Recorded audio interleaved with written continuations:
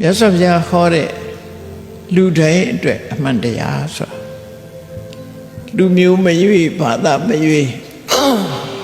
ဘယ်ပုဂ္ဂိုလ်ပဲဖြစ်ဖြစ်လူဆိုရင်လူသားတွေမှန်သမျှတူတူပဲ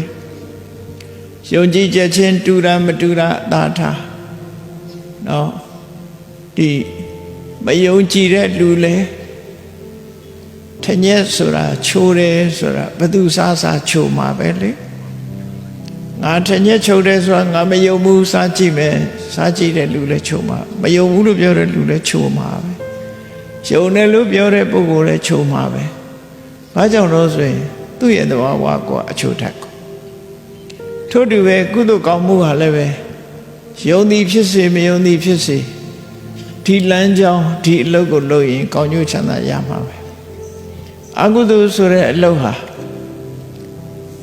ဒုက္ခဝိပါကဆိုးကျိုးကိုပေးတာဖြစ်တော့ကြောင့်ဒီအလုပ်ကိုလုပ်ရင်ဗုဒ္ဓဘာသာဆိုပြီးကင်းလွတ်ခွင့်ရမှာမဟုတ်ဘူးတခြားဘာသာဆိုပို့ပြီးတော့ဒုက္ခရောက်တယ်ဆိုတာလည်းမရှိဘူး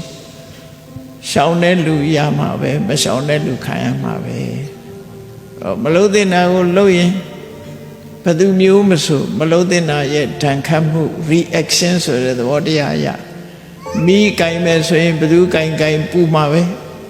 အကာအကွယ်မလုပ်ဖ ೇನೆ ကင်တဲ့ပုဂ္ဂိုလ်ရဲ့လက်လောင်မှာပဲ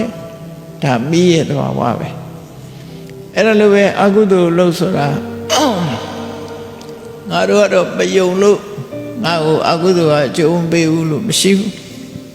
မရှိဘူးငါတော့ယုံနေယုံလို့အကုသိုလ်ကအကျိုးမပေးဘူးဆိုတာလည်းမရှိဘူး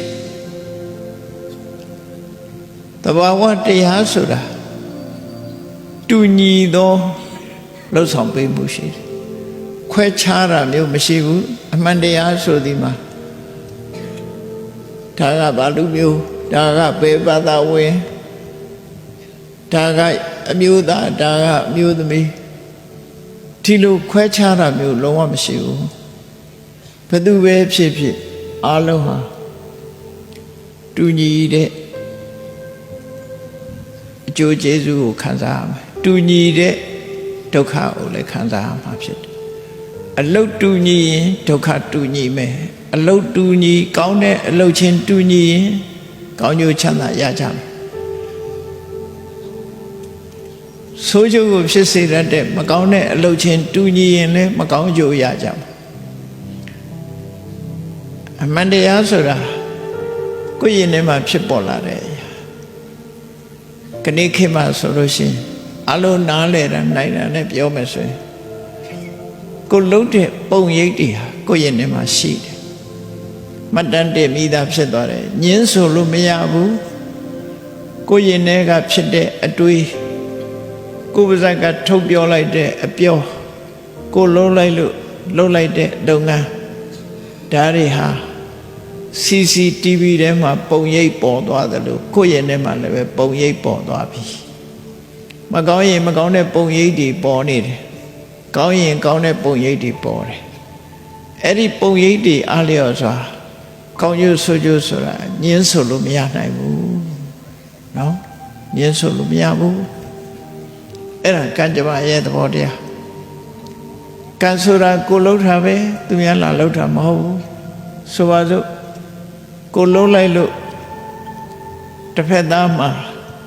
ဒုက္ခအကြီးကျယ်ရောက်ပြီးတော့စိတ်ဆင်းရဲမှုကိုယ်ဆင်းရဲမှုတွေခံစားရတယ်ဆိုရင်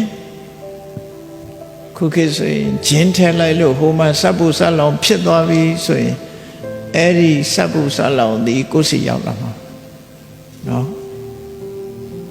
ကိုယ်စီရောက်လာမှာသိကြတယ်ကိုလုံးလိုက်တဲ့အလုပ်တစ်ခုဒီကိုယ်စီပြန်လာ reaction ဆိုတဲ့သဘောတရားကိုယ်စီပြန်လာကိုကကောင်းကျိုးလိုလားပြီးတစ်ဖက်သားကိုကူညီလိုက်လို့စိတ်ချမ်းသာကိုယ်ချမ်းသာဖြစ်သွားတယ်ဆိုရင်အဲ့ဒီအကျိုးတရားသည်တနေ့ကိုယ်စီပြန်လာမှာကောင်းကျိုးချမ်းသာဆိုပြန်လာဒါကဘယ်သူမှဖန်ဆင်းတာမဟုတ်ဘူးဘုရားသခင်ကဖန်ဆင်းတာလည်းမဟုတ်ဘူးတဘာဝတရားကသာလျှင်ဖြစ်တယ်